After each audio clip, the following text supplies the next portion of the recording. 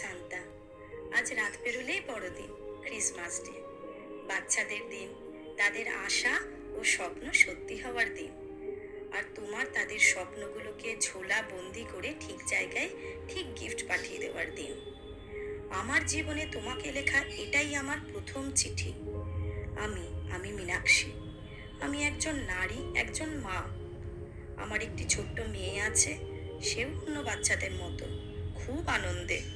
তুমি আসবে, আর কাল সকালে ঘুম থেকে উঠে সে সারপ্রাইজ গিফট পাবে।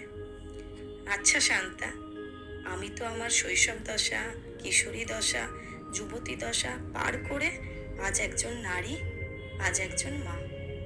আমি তো কোনোদিনও সারপ্রাইজ গিফট পাইনি। কেউ কোনোদিনও তোমায় চিঠি লেখার কথা বলেই দেয়নি। ছোটবেলায় যাই পেয়েছি বাবা দিয়েছে, কিন্তু এতে কোনোটাই সারপ্রাইজ ছিল না। এখন তো বর, যার কাছ থেকে সব পাই, কিন্তু নিজের অধিকারে বা ঝগড়া করে। এতেও কোনো সারপ্রাইজ নেই।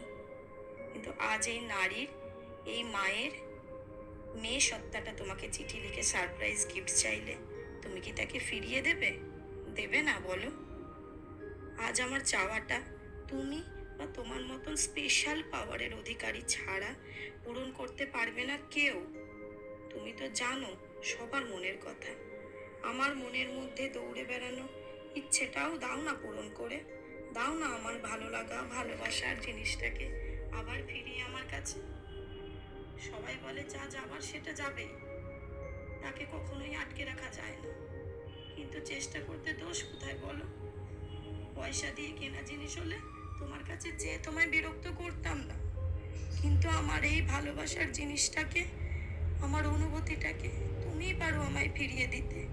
দাও না ফিরিয়ে আমার ক্রিসমাস সারপ্রাইজ গিফট রূপে।